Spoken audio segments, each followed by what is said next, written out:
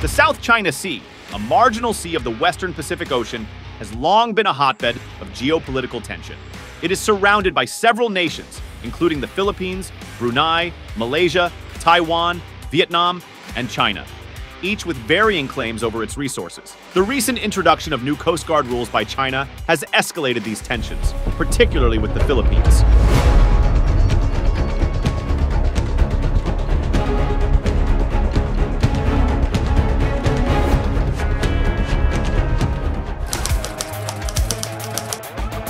The South China Sea dispute is not a recent phenomenon. Its roots trace back to the post-World War II era when newly independent nations began asserting their sovereignty over the sea and its islands. The discovery of oil and gas reserves in the 1960s and 1970s further intensified these territorial disputes. Countries bordering the South China Sea have long relied on their coast guards to enforce and protect their territorial claims. These maritime law enforcement agencies play a crucial role in asserting sovereignty, preventing illegal activities, and ensuring maritime security. For instance, China's Coast Guard is one of the largest in the world, boasting around 200 ships, including large patrol vessels and cutters equipped with advanced technology and weaponry. Recent incidents include the 2023 clashes between Chinese Coast Guard vessels and Philippine boats around the Second Thomas Shoal. The Philippines accused China of using water cannons and laser pointers to harass its vessels, leading to heightened tensions and international condemnation. Similarly, the Philippines has been modernizing its Coast Guard fleet to protect its maritime claims. In April 2023, the Philippine Coast Guard accused Chinese vessels of dangerous maneuvers and blocking their patrols near the Scarborough Shoal. This incident underscores the ongoing confrontations and the crucial role of the Coast Guard in maintaining national sovereignty. Vietnam, too, has expanded its Coast Guard fleet, which now includes vessels capable of extended patrols in disputed waters. In 2022, Vietnamese Coast Guard ships intercepted Chinese fishing boats in the Paracel Islands region, leading to several arrests and diplomatic protests from China. These recent confrontations highlight the persistent volatility in the South China Sea and the central role of Coast Guards in enforcing territorial claims. On June 15, 2024, China implemented new Coast Guard rules, allowing it to detain trespassers without trial. These rules enforce a 2021 law permitting China's Coast Guard to use lethal force against foreign ships in waters it claims. The rules have sparked international concerns, with the Philippines describing them as worrisome and a provocation. In response to these new rules, Armed Forces of the Philippines Chief Romeo Brawner urged Filipino fishermen to continue their activities in the country's exclusive economic zone, EEZ, in the South China Sea. He reassured the fishermen, stating, "That's our message to our fishermen, for them not to be afraid, but to just go ahead with their normal activities in our exclusive economic zone." He emphasized that the Philippines has the right to exploit resources in the area, so the fishermen have no reason to fear. Because of the concept of self-defense. We have the right to defend ourselves from any armed attack or external attack. The international community has expressed concern over these new rules. Taiwan's Coast Guard stated it would strengthen fishing protection tasks, defend the safety of fishermen, and ensure the rights and interests of shipping while defending national sovereignty. Taiwan also called on China not to use this reason to justify unilateral acts that undermine regional peace. The United States, which has a mutual defense treaty with the Philippines and is legally bound to provide Taiwan with the means to defend itself, stated that Chinese domestic law has no applicability to other states' flagged vessels in other states' exclusive economic zones or in the high seas, according to the 1982 Law of the Sea Convention. The U.S. State Department spokesperson added, enforcement would be highly escalatory and detrimental to regional peace and security, urging Beijing and all claimants to align their maritime claims with international law. China has increased military activities near Taiwan, which it views as its own territory, and is involved in a standoff with the Philippines in the disputed South China Sea. The Chinese Foreign Ministry has previously stated that the new rules were meant to protect maritime order and that there was no need to worry if there was no illegal behavior by the individuals and bodies involved. 中国海警程序规定的实施，旨在规范海警机构行政执法程序，更好地维护海上秩序，符合国际的通行做法。任何个人和实体只要不存在不法的行为，就没有必要感到担忧。我想强调的是，在南海升级局势频频挑衅的不是中方，而是菲方。中方同菲律宾对话沟通的大门是敞开的。Experts have voiced diverse opinions on the South China Sea dispute. Dr. Ewan Graham, an expert in Asia-Pacific security, argues that China's actions are part of a broader strategy to assert dominance in the region. China's Coastguard law is a manifestation of its desire to control the South China Sea through legal and military means, Graham notes. He suggests that the international community must adopt a firm stance to uphold international law and prevent further escalation. Similarly, Bonnie Glaser, director of the Asia program at the German Marshall Fund, highlights the role of international diplomacy. Multilateral efforts, including ASEAN's involvement, are crucial in managing the South China Sea tensions, Glaser remarks. She emphasizes the need for a cohesive regional approach to counterbalance China's influence and ensure the peaceful resolution of disputes.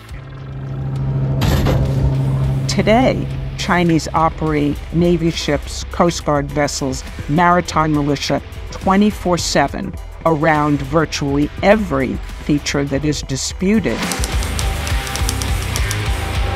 China's military buildup in the South China Sea, including the construction of artificial islands and the deployment of advanced weaponry, has shifted the strategic balance in the region. The People's Liberation Army Navy plan has significantly increased its presence, conducting regular patrols and military exercises. China has militarized at least 3 of the islands it built in the South China Sea, arming them with missile systems, laser and jamming equipment, and fighter jets. This aggressive move threatens all nations operating nearby. In response, the United States and its allies have intensified their military activities, emphasizing freedom of navigation operations, FONOPs, to challenge China's claims. These operations underscore the U.S. commitment to maintaining open sea lanes and supporting allies in the face of coercive actions. The U.S. Navy destroyer USS John S. McCain recently carried out a FONOP near the disputed Paracel Islands to uphold the right of innocent passage, including for naval vessels, in the face of restrictions imposed by China, Taiwan, and Vietnam. The U.S. has also been strengthening its defense alliance with the Philippines, which has faced encroachment on islands and fisheries by the Chinese Coast Guard and government-backed fleets. The South China Sea has witnessed numerous incidents of conflict and confrontation over the past decade. Chinese vessels effectively blocked access to the shoal, leading to a prolonged impasse that ended with China's continued control over the area. China's deployment of an oil rig in waters, claimed by Vietnam, sparked violent anti-China protests in Vietnam and a series of maritime clashes. Chinese Coast Guard ships hit a Philippine supply boat with water cannons near a disputed shoal, causing injuries to its Navy crew members and heavy damage to the vessel. The Philippine military's airdrops at Renaijiao hit headlines when China confiscated their supplies, escalating tensions further. These incidents underscore the volatile nature of the South China Sea dispute and the urgent need for a peaceful resolution. The Chinese did not have the authority or the right to confiscate these supply packages, which were meant for the soldiers, our Philippine soldiers, on board the BRP Sierra Madre. The South China Sea is not only a regional issue, but also a global concern due to its strategic importance. Approximately 1/3 of global shipping passes through its waters, translating to over $3 trillion in goods annually. The sea is also rich in biodiversity and holds significant untapped oil and gas reserves. Consequently, the actions of claimant states, particularly China, have far-reaching implications for international trade and energy security. In the event of a military conflict in the South China Sea, most shipping from Europe, the Middle East, and Africa, destined for Asia and the U.S. West Coast, would be diverted around the south of Australia. This diversion would lead to additional shipping costs, reducing economic activity worldwide, with dire effects on countries at the epicenter. A study by the U.S. National Bureau of Economic Research estimates that Taiwan's economy could contract by 1/3, while Singapore's could fall by 22%. Hong Kong, Vietnam, the Philippines, and Malaysia could suffer falls of 10% to 15%. China's economy would face a loss of 0.7% because it has large domestic markets and ports outside the potential conflict zone. The territorial and maritime disputes have blocked the development of new oil and gas resources in the majority of the South China Sea, particularly in what could be more attractive deeper water areas. This has significant implications for energy security in the region and beyond. The new Coastguard Rules have prompted varied responses from other claimant states. Vietnam, which has had its own confrontations with China over maritime boundaries, expressed concern over the potential for increased aggression. Vietnamese officials stressed the importance of adherence to international law and called for diplomatic dialogue to resolve disputes. Malaysia and Brunei, while less vocal, have also underscored the significance of maintaining freedom of navigation and overflight in the South China Sea. Both countries rely heavily on maritime routes for their economic activities and have a vested interest in preserving stability in the region.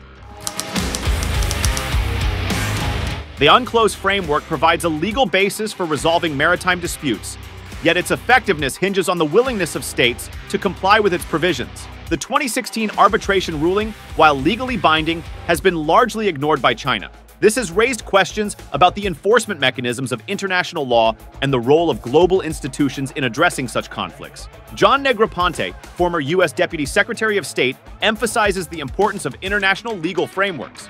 Adherence to international law, particularly UNCLOS, is essential for maintaining order in the South China Sea, Negroponte asserts. He advocates for greater international cooperation to uphold legal norms and deter unilateral actions that threaten regional stability. I'm quite confident in my assertion that neither matters of boundary nor of sovereignty are being decided in what this court is going to hand down. The Association of Southeast Asian Nations, ASEAN, plays a pivotal role in managing the South China Sea dispute. As a regional bloc, ASEAN has sought to balance its members' interests with the broader goal of maintaining peace and stability. The organization's efforts include promoting a code of conduct, COC, to govern behavior in the South China Sea. However, progress on the COC has been slow, with differing priorities and varying degrees of dependence on China among ASEAN members. Despite these challenges, ASEAN's diplomatic engagement remains a critical component of the regional security architecture. ASEAN's role in the South China Sea conflict has been examined by looking at the actions of two non-claimant states that functioned as country coordinators for ASEAN-China relations from 2012 to 2018. Thailand and Singapore. The efforts of these two countries as honest brokers shed light on how ASEAN can deal with this ongoing crisis to ensure the organization's ongoing effectiveness and sustain regional harmony. ASEAN has placed the promotion of regional peace and security at the forefront of its endeavors, evolving a comprehensive regional security architecture by building ASEAN-centric regional security frameworks. These frameworks include the ASEAN Outlook on the Indo-Pacific, which undertakes cooperation in a broad range of areas, including maritime cooperation. Despite the efforts made by ASEAN to balance the influence of great powers, its individual member states craft their own diplomatic relations according to their economic needs and development. The South China Sea dispute, compounded by China's new Coastguard Rules, represents a multifaceted challenge with significant geopolitical, legal, and economic dimensions. The international community's response, the resilience of ASEAN, and the adherence to international law will play crucial roles in shaping the future of this vital region. As tensions rise, the path to a peaceful resolution lies in diplomacy, dialogue, and a steadfast commitment to upholding international norms.